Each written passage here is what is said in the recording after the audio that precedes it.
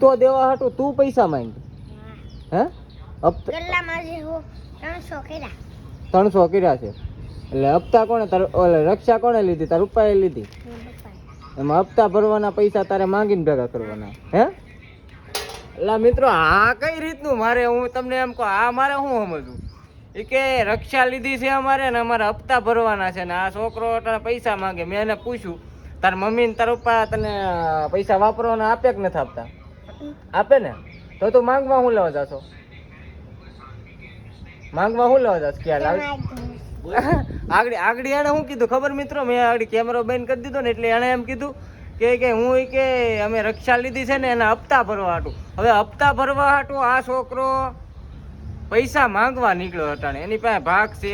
બધું છે ઠેલીમાં જોઈ અહીંયા પૈસા આપું છો પેલા જામાં અહીંયા તો આવી પણ એટલે મને દાંત આવ્યા એને એમ કીધું ને કે હપ્તા ભરવા હાટું એટલે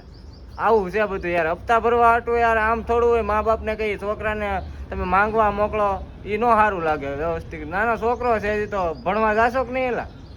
ભણવા જાશો હે અહીં ઓરો જાય પૈસા આપવા ને